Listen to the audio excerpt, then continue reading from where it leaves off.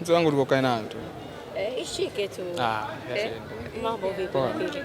Uko vizuri? Nashukuru Mwenyezi Mungu. Hongera kwa mchezo wa leo na kuibuka man of the match. Tuambie siri ya hiki ambacho tumekiona katika mchezo wa leo ni nini? Kwanza tunabudi kumshukuru Mwenyezi Mungu kwa kumaliza mchezo salama. Mimi na siri kubwa tu kufuata maelekezo ya mwalimu. Alitufundisha mazoezini ndio tukaja kufanya katika mechi. Kwa hiyo tunamshukuru Mwenyezi Mungu kwa kupata matokeo. Mmepata ushindi wa magoli 3. Faisal, nini mwalimu alizungumza na nyinyi? Mwalimu alizungumza kwamba mchezo utakuwa mgumu kwa sababu Coast siku zote tukicheza nao mchezo unakuwa mgumu sana. Kwa hiyo tuwa press juu, watafanya makosa, kufanya makosa tuwaadhibu. Kwa hiyo tunamshukuru Mwenyezi Mungu alichotuambia tumekifanya na tumepata matokeo. Umefunga miongoni mwa magoli mazuri katika 3 ambayo amefungwa leo hii.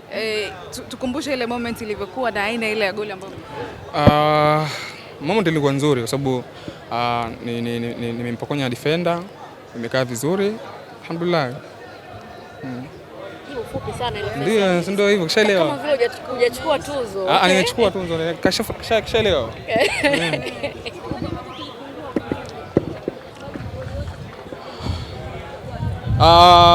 Naona tumetengeneza nafasi kipindi cha pili pia lakini hatujatumia vizuri.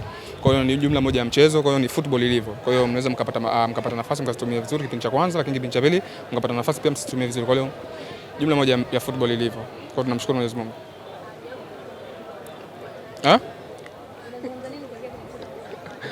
Mchezo unaofuata utakuwa mgumu zaidi ya huu ambao tuliocheza leo. Kwa hiyo tutarudi katika uwanja wa mazoezi ili kufuata mwalimu anataka nini tufanye katika mchezo unaokuja kufanya vizuri. Nimeona kati umefunga Pascal Msindo alikuja kukurukia kwa nyuma, alifurahi kweli kweli. Baada ya kupata hii tuzo, Msindo anasemaje?